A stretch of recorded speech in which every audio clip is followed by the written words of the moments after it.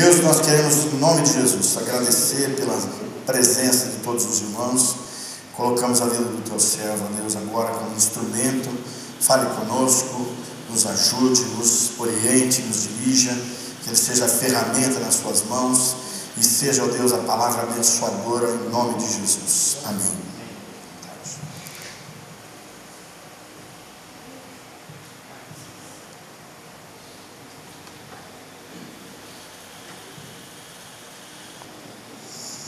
Paz do Senhor, amados. Amém.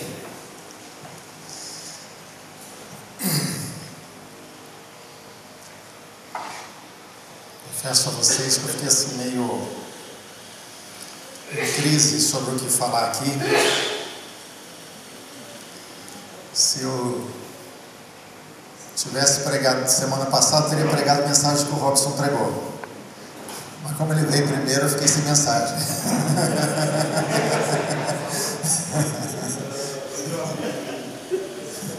E aí?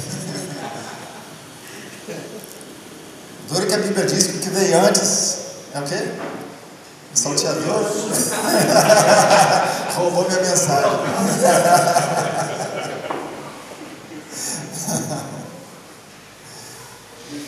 Mas fiquei pensando aqui que poderia compartilhar com vocês hoje, e tem um tema que eu tenho compartilhado aqui na igreja, tem falado comigo já em vários momentos, em várias oportunidades eu tenho falado, porque quando eu olho para as nossas vidas, e quando eu falo nossas, eu incluo a minha, estou me colocando nessa, o quanto nós temos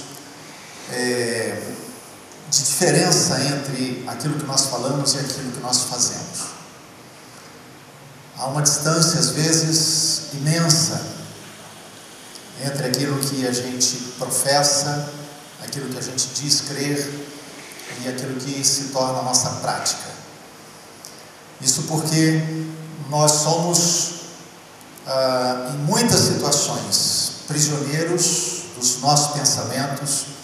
Nós somos levados por hábitos e costumes que nos fazem agir muitas vezes sem pensar. Nem sequer percebemos por que fazemos o que fazemos. Mas vamos começar olhando para um texto, Lucas capítulo 9.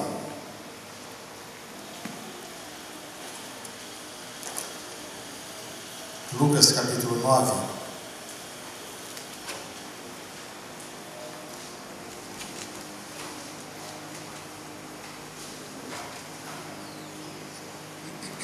Do verso 51 ao 56,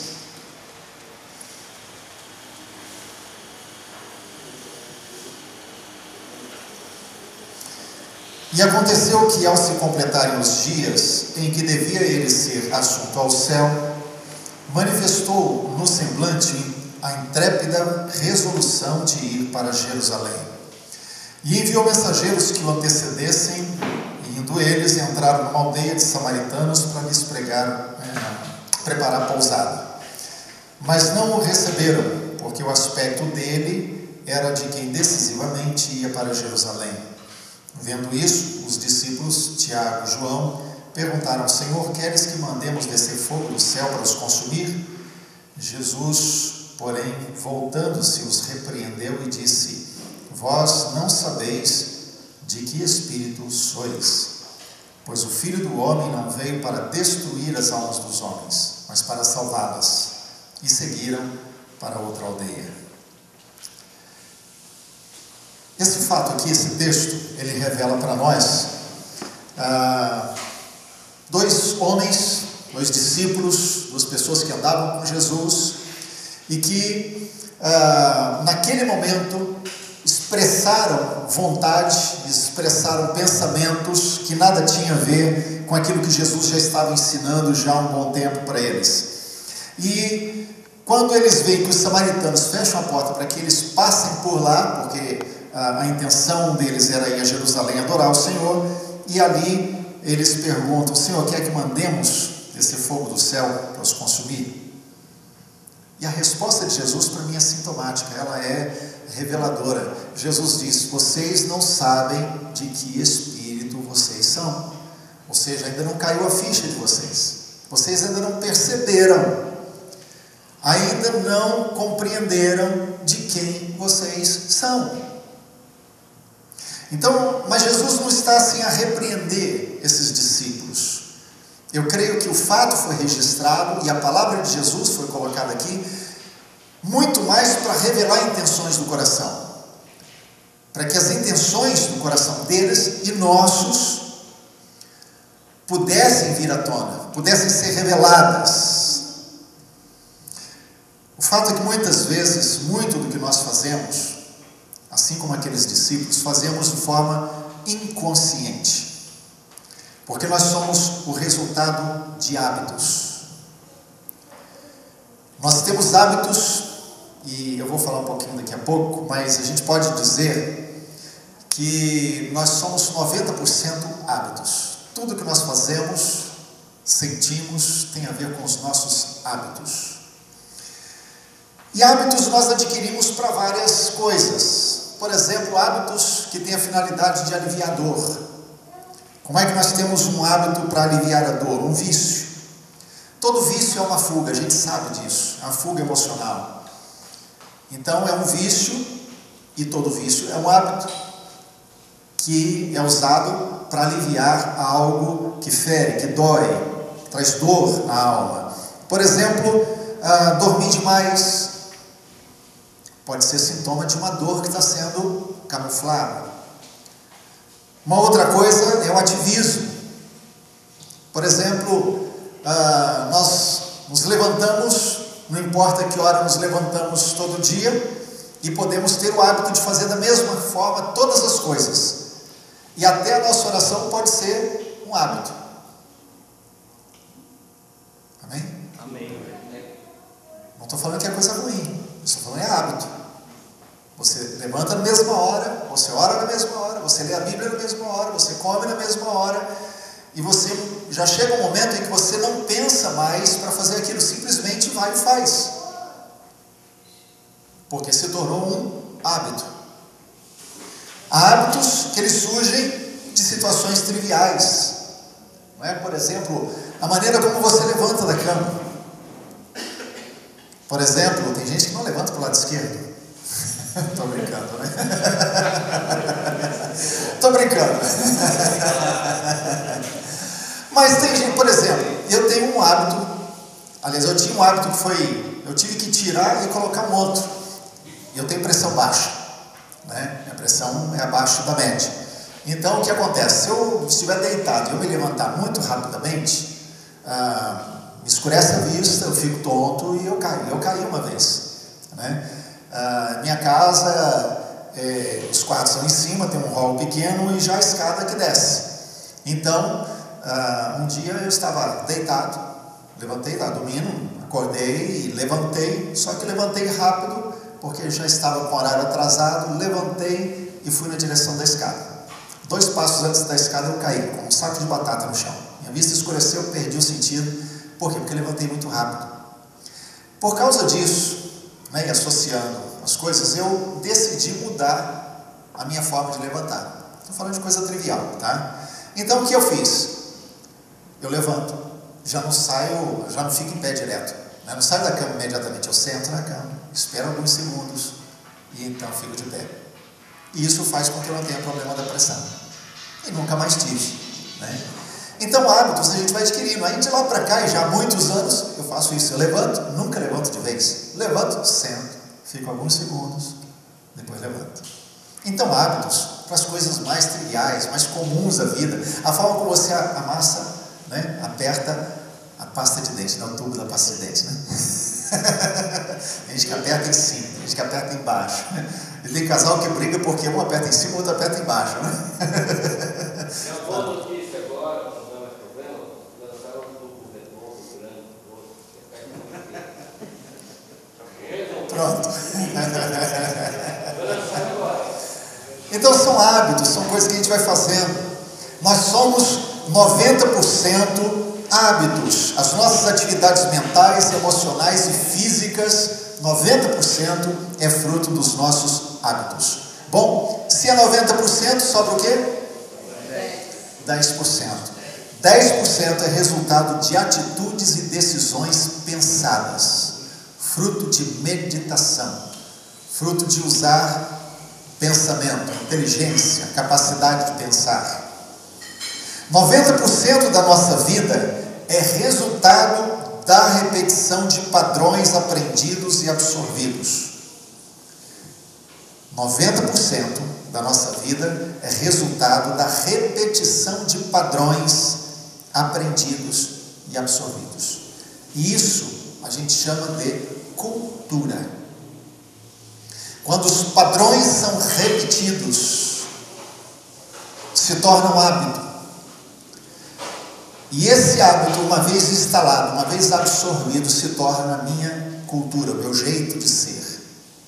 Isso acontece individualmente, isso acontece coletivamente. Por isso nós podemos identificar a personalidade, o jeito de ser, a cultura de uma igreja, de uma cidade, de uma família, coletivamente. É o jeito de ser. Então, a repetição de padrões estabelecem a cultura. 90% então é assim. Então a nossa cultura pessoal, a nossa cultura como igreja, a nossa cultura como cidade, ela aparece por aquilo que nós fazemos repetidamente. Aquilo que nós repetimos, fazemos sempre como conjunto. Veja bem, o que eu faço individualmente é minha cultura, mas o que nós como grupo fazemos é a cultura do grupo, ok? Aquilo que a cidade faz como cidade, o que ela age, como ela reage, né? O que ela pensa como conjunto de pessoas, é a cultura da cidade. Da nação a mesma coisa. 10% são usados então para desobstruir caminhos, gerar novas formas de raciocínio, novas formas de viver e fazer as coisas. Só que aí encontramos um problema. Nós vivemos numa cultura, e eu estou falando nós, vou excluir o irmão Benjamin, que só tem 3 anos que está aqui, mas a nossa cultura brasileira é a cultura do não pensar. Não gostamos de pensar.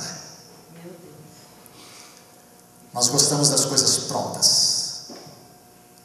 Então não meditamos, não gastamos tempo com a palavra. As pessoas falam, nós aceitamos do jeito que veio, porque não gostamos de pensar. É mais fácil receber pronto, aceitar e transformar aquilo em hábito pessoal, em minha cultura pessoal. Por isso a gente vê tanta aberração acontecendo, desculpa a expressão, aberração, no meio da igreja, porque são apenas repetições de padrões assumidos, absorvidos pelo povo de Deus, que não para pensar, não para meditar, não para refletir, não para ver o que realmente a palavra diz, porque não queremos usar esses 10%. Provérbios 23:7 diz o quê? Assim como ele pensa, assim é.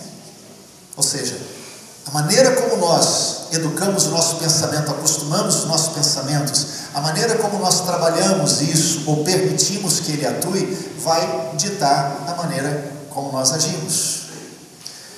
Muito bem, 2 Coríntios capítulo 10, os versos de 1 a 6, dizem assim, esses versos dizem assim: porque ainda que eu viva na carne, não guerreio com armas humanas, pois as armas que uso nessa guerra, que estou experimentando, não são carnais, mas são poderosas em Deus. Se houverem fortalezas em minha mente, serão destruídas. Se forem formuladas cadeias de pensamento equivocados e destrutivos, serão anulados. Cada vez que tiver a tendência de me tornar altivo, soberbo, independente de Deus, essas armas tornarão isso nulo. Através dessas armas, serei capaz de manter os pensamentos sob meu domínio, porque o meu desejo maior será obedecer a Deus. E através da minha completa obediência, toda minha desobediência será aniquilada.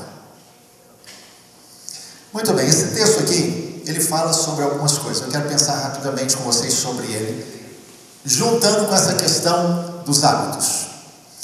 Ele diz aqui que as armas da nossa guerra, que guerra é essa? É a guerra que a gente sabe, que a gente está desde antes da gente nascer, não é? Não é assim? Já existe uma guerra antes da gente nascer. Quando a gente entregou a vida para Jesus, a gente não entrou numa guerra, a gente escolheu o lado da guerra. Agora, quando a gente estava sendo gerado no ventre lá, a guerra já existia. Deus queria a nossa vida, mas o diabo também queria. E a guerra está estabelecida. A questão é que nós temos que fazer uma opção. Então ele diz que há uma guerra. E havendo essa guerra, as armas que eu uso, elas precisam ser poderosas em Deus. Porque as armas que eu usar, se elas forem poderosas em Deus, elas destruirão fortalezas, sofismas e altivez. São as três coisas básicas que Paulo usa aqui, que precisam ser vencidas nessa guerra: fortalezas, sofismas e altivez. O que são fortalezas? Fortalezas são conceitos e valores impregnados na nossa mente, que norteiam as nossas vontades e decisões. Eu vou repetir. Fortalezas são conceitos e valores impregnados na nossa mente, que norteiam a nossa vontade e as nossas decisões. Ora, se fortalezas são os valores impregnados que vão gerar as minhas ações, o que são valores? Valores são as prioridades interiores que possuímos, que nem sempre nos damos conta. São prioridades interiores. Essas prioridades influenciam o que eu faço.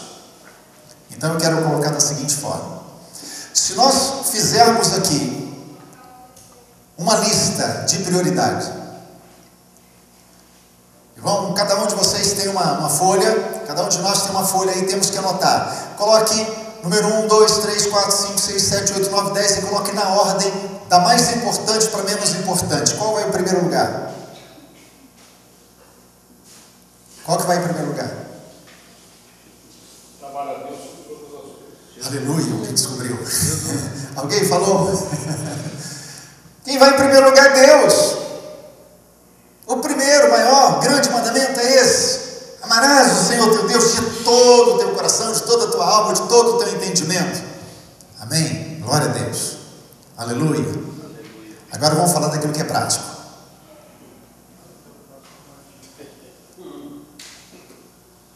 Vamos falar do que realmente acontece agora. Bom, aí mudou a história. Por quê?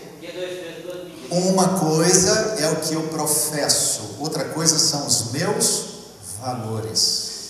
Eu faço o que eu valorizo e não o que eu professo. Ok?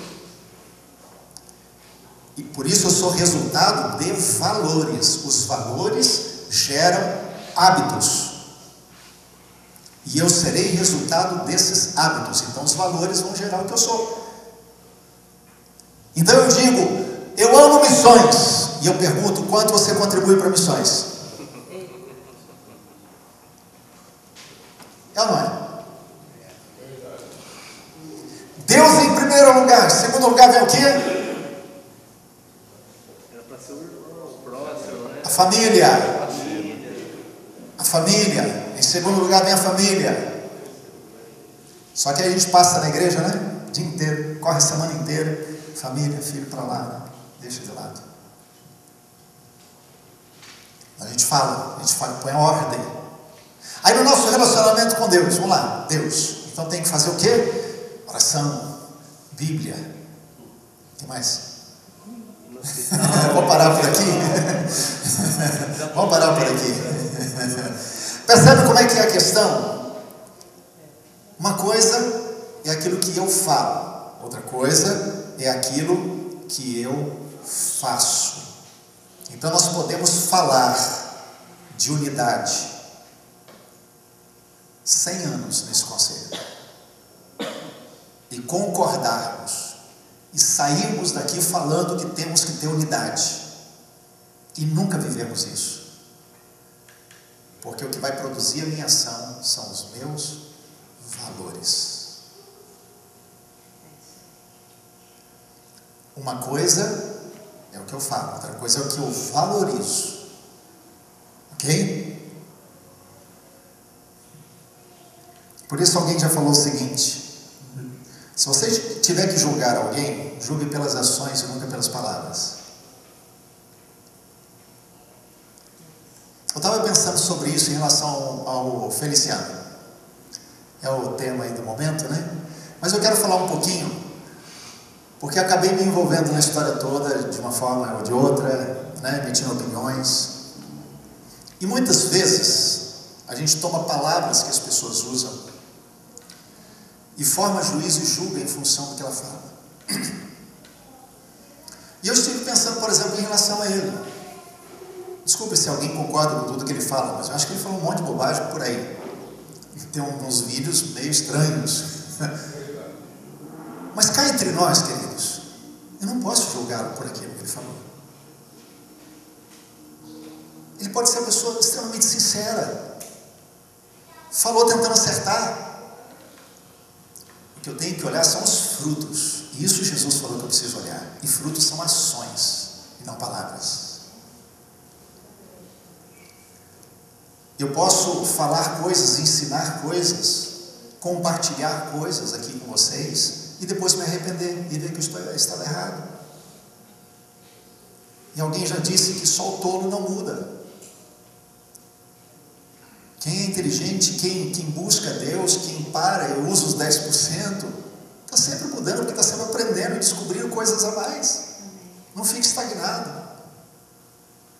Então todos temos o direito de errar, de emitir opiniões erradas, tomar posições equivocadas, fazer uma interpretação errada. Isso faz parte do nosso crescimento.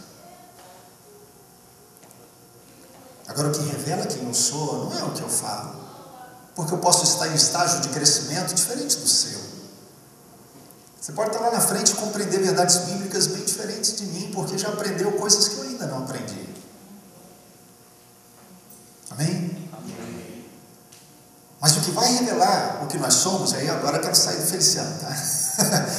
Eu estou usando apenas porque muito julgamento foi feito em função de partes de mensagens dele, de falas dele, tá?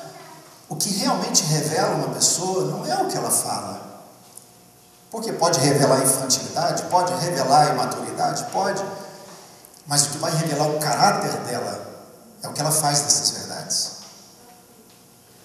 Porque se eu falar e eu não estiver de fato colocando aquilo como algo da minha vida, então há algum problema sério de caráter que precisa ser trabalhado. Amém? Amém.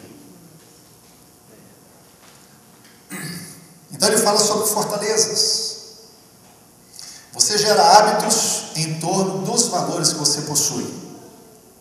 Então veja, você gera hábitos em torno dos valores. Então você tem um valor. Você vai agir e vai repetir as atitudes. Essa repetição de atitudes em função dos valores se tornam hábitos. Certo? E você será resultado dos seus hábitos. Ok, lembrado isso, eu quero fazer algumas perguntinhas. Onde você aplica o seu dinheiro? Pare para olhar o seu orçamento. A maneira como você usa o seu dinheiro revela valores. A maneira como você administra o seu recurso pessoal, não é da igreja, é o seu, revela valores. Onde você gasta o seu tempo? Como você gasta o seu tempo? O gasto do tempo revela valores. Então a gente levanta, senta no primeiro, né? Depois vai até a noite e não sabe o que aconteceu com o dia. Um tempinho atrás estava refletindo um pouquinho sobre a minha vida e avaliando as coisas que eu já fiz, as coisas que deixei de fazer, muito preocupado diante de Deus com isso, porque quantas oportunidades foram perdidas né? Quantas coisas foram feitas impensadamente, quantas coisas eu deixei de fazer e podia ter feito. São avaliações que eu acho que todo mundo deve fazer, e constantemente está fazendo isso diante de Deus. Mas ao olhar para trás, a preocupação que me veio foi: por que gastei tanto tempo em algumas coisas que não eram importantes? Por que investi tanto em coisas que não tinham tanto valor? Por que deixei de lado coisas tão preciosas e importantes de valor? Então eu tive que olhar para dentro do meu coração e ver os meus valores, como eles estavam torcidos, equivocados. Quando os nossos valores não são bem formados, ou quando são afetados negativamente, eles se tornam fortalezas. Então a fortaleza é essa sequência. Os meus valores geram hábitos que são fruto da repetição das atitudes. E à medida em que eles vão crescendo, e se eles são perniciosos, eles se tornam uma fortaleza na minha mente. Quando essas fortalezas influenciam o nosso relacionamento com Deus e o nosso envolvimento no seu reino, podemos chamá-las de fortalezas espirituais. Ou seja, nós somos líderes, somos pastores, estamos à frente de pessoas, conduzindo um rebanho, mas de repente é necessário a gente parar e reconhecer diante de Deus: eu tenho uma fortaleza espiritual na minha vida, eu preciso de libertação. Por que eu falo libertação? Porque o texto de Paulo diz que só o poder de Deus pode quebrar essa fortaleza. Não é força de vontade, não é pensamento positivo, é poder de Deus.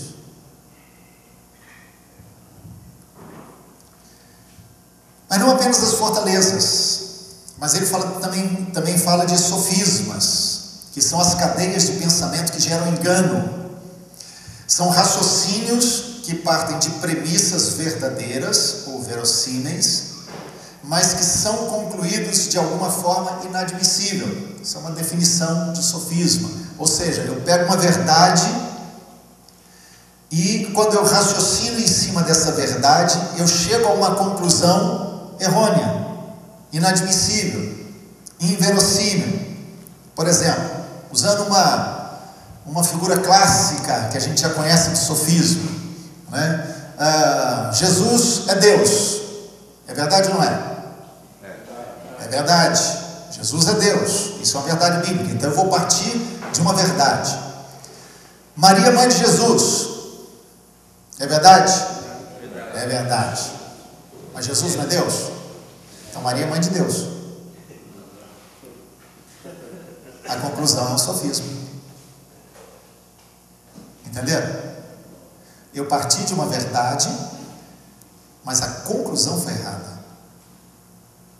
É isso que é um sofisma.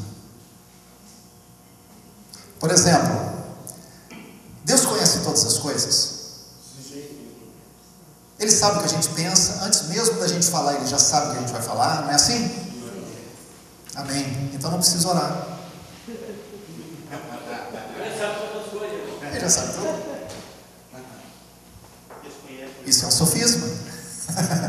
É um sofisma. Por que eu oro? Eu oro porque eu preciso, não é porque Deus precisa. Eu oro para expressar minha dependência. Eu oro para declarar meu amor. Eu oro para ter intimidade com Ele, porque eu preciso dele. Amém? Eu não oro para Ele ficar sabendo. Ele já sabe. Eu oro porque eu preciso. Então é uma necessidade minha. Sofisma é o uso da lógica humana para entender uma verdade. Quando nós usamos a nossa lógica humana para compreender as coisas espirituais, nós acabamos caindo naquele princípio lá de 1 Coríntios capítulo 1, quando ele diz que o homem natural não compreende as coisas espirituais porque elas se discernem espiritualmente. Mas Paulo está falando do homem natural, não nascido de novo. Mas quando nós queremos usar a mente humana para compreender as coisas espirituais, nós nos igualamos ao homem natural, porque queremos com a lógica humana compreender coisas que nós não alcançamos. Isaías 55:9 ele diz: porque os seus pensamentos são mais altos do que os meus pensamentos. Não há como alcançar. Aliás, a descrição ali do profeta é que a distância entre os meus pensamentos, os pensamentos de Deus, entre os meus caminhos, os caminhos de Deus, é como o norte, o sul, o leste e o oeste. Sabe qual que é a distância? Se você for pegar e medir em metros, quilômetros, sabe qual a distância? Impossível medir. Eles nunca vão se encontrar. Assim é a diferença entre os nossos caminhos, os nossos pensamentos com os de Deus.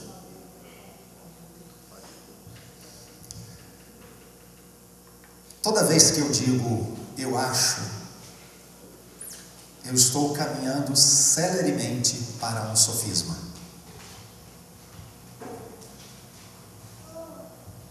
Queridos, toda vez que alguma questão espiritual nos vem e nós lançamos mão do nosso raciocínio humano, ou por não ter a resposta, chegamos à lógica e dizemos eu acho que assim, estamos já caindo num sofisma.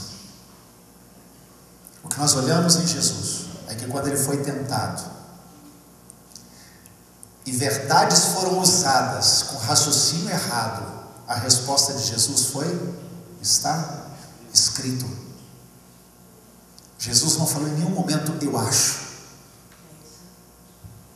Em nenhum momento ele disse eu penso que. Em nenhum momento ele disse olha a lógica dessa pergunta. Quando Jesus recebe as 3 indagações de Satanás, a palavra dele foi: está escrito.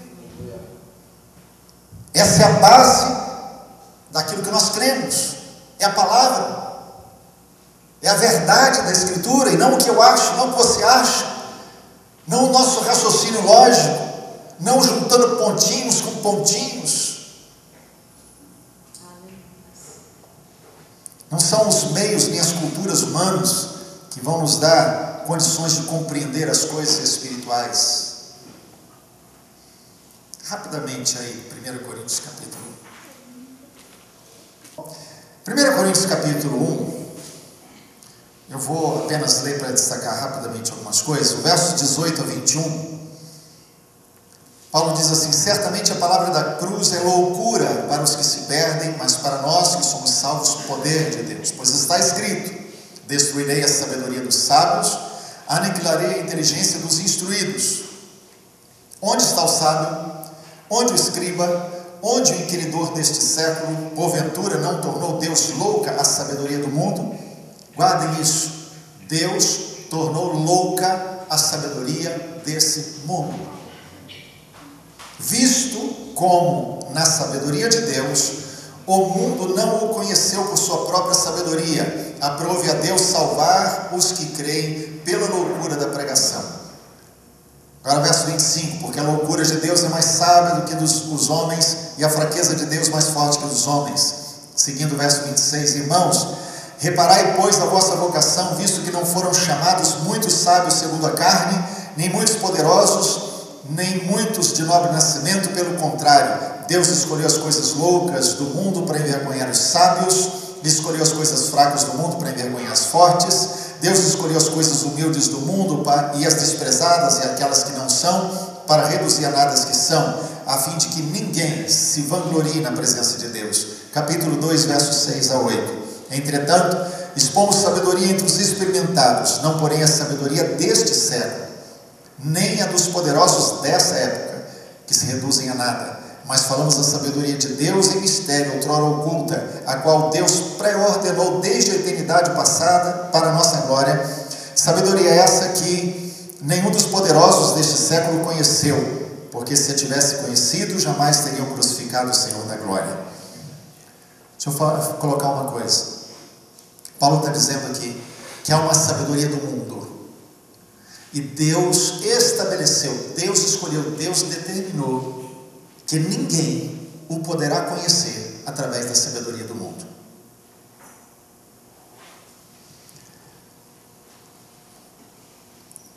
Aí a gente vê, por exemplo, o uso das artes. Vou usar aqui, tem um músico aqui. Vou usar a questão da música.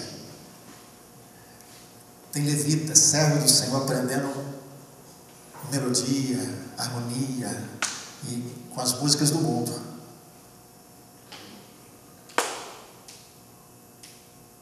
Eu podia pedir o Marcão aqui, que eu conheço muitas experiências dele, que ele já contou, como Deus dá as músicas para ele.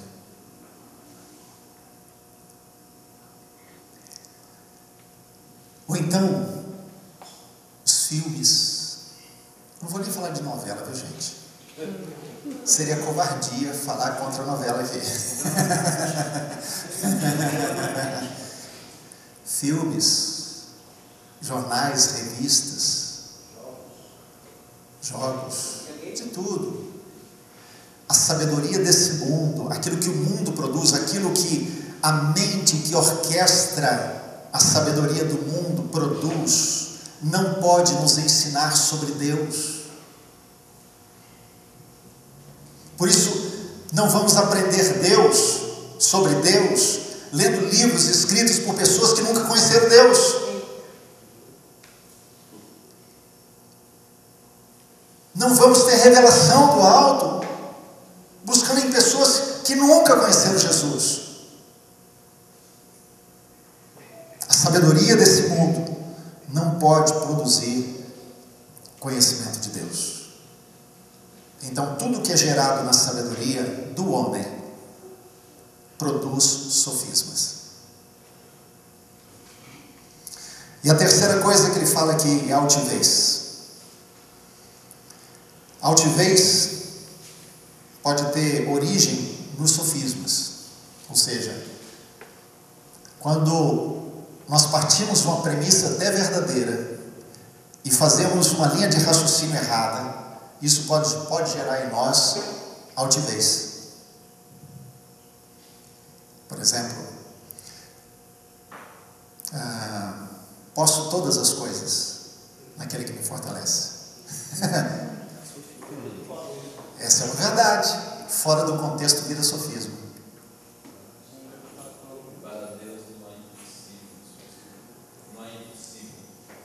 Para Deus não é impossível, né? Aí tem gente que entra em crise, porque pede o milagre não acontece. E como é que fica? Está em pecado. Aí entra o sofisma. Tudo me é lícito. E fica só nessa parte, né? Gente, tem muitos irmãozinhos fracos, feridos, por conta disso. Porque ele considera o desejo do seu coração.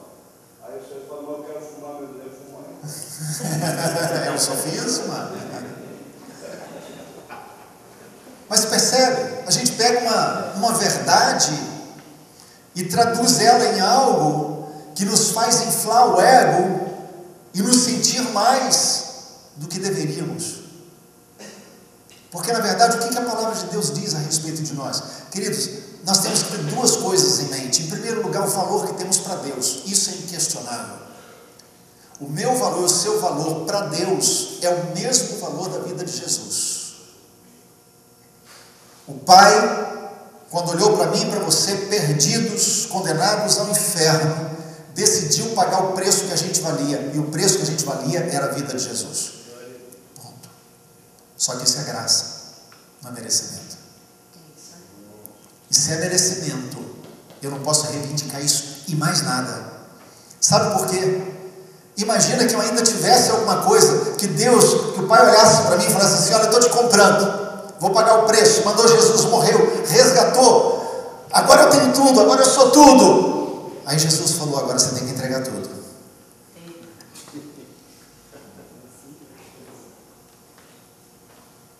Aí no dia que eu entreguei a vida para Jesus, eu entreguei minha vida, entreguei meu nome, minha reputação, bens, tudo que eu podia requerer algum dia, desejar algum dia, eu disse: é teu.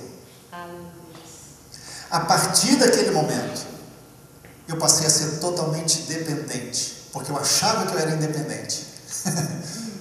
Passei a ser dependente. Se ele quiser fazer, ele faz. Se Ele não quiser fazer, Ele não faz. Se eu pedir um milagre, se Ele fizer, glória a Deus. Se eu pedir um milagre e Ele não fizer, glória a Deus. Ele não é Deus na minha vida porque faça milagres.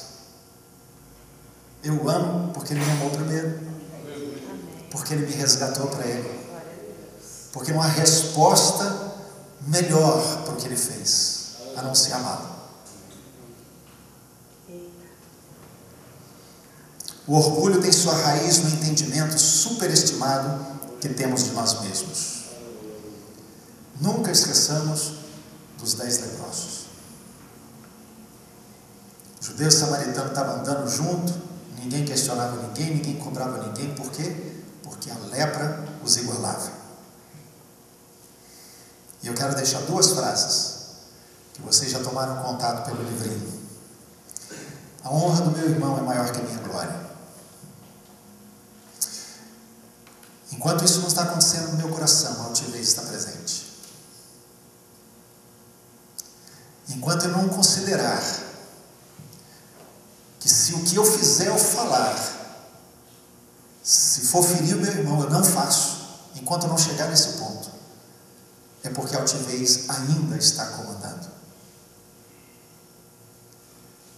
O poder, o agir de Deus na minha vida só quebrou a altivez. E eu só verei que quebrou quando eu estiver disposto a deixar de fazer coisas que eu gosto, porque isso vai abençoar meu irmão. Quando eu deixar de fazer coisas que para mim são prazerosas, mas eu não farei para abençoar meu irmão. Ou quando eu tomar decisões de fazer coisas que eu não estou com vontade, fazer coisas que para mim não é prazeroso, mas eu faço porque eu amo meu irmão. É por isso que Paulo diz que nós devemos considerar os outros superiores a nós mesmos. Então a honra do meu irmão precisa ser maior que a minha própria glória, maior do que qualquer benefício que eu possa receber. E a segunda, o meu pecado sempre será maior do que o do meu irmão. Meu pecado será sempre maior do que o do meu irmão. Porque quando a altivez já foi quebrada na minha vida, eu olho para o meu irmão e mesmo quando ele caiu, eu olho com misericórdia. Eu olho procurando enxergar no meio do turbilhão da vida dele, no meio da sujeira, da lama onde ele foi parar. Eu olho procurando aquele valor que Deus deu quando mandou Jesus. Então ele vai ter valor para mim, mesmo que eu não concorde com o pecado dele, mesmo que eu não aceite o que ele fez, mas ele vai ter valor para mim. Quando eu olho para o meu, não. Quando eu olho para o meu pecado, eu tenho que olhar com rigidez, com força. Eu tenho que lutar com todas as minhas forças contra esse pecado. E para mim ele tem que ser um gigante, imenso, horrível, violento. Mas do meu irmão, ainda que eu condene o pecado dele, eu sempre vou olhar com misericórdia. Então meu pecado sempre vai ser maior que o dele. Então não terei nunca que me gloriar, me medir com ele e dizer: ele fez mais errado que eu erro menos que ele. O meu pecado é menor do que o dele. Nunca, nunca. Então eu vou olhar para o meu irmão e aprender a valorizá-lo como pessoa.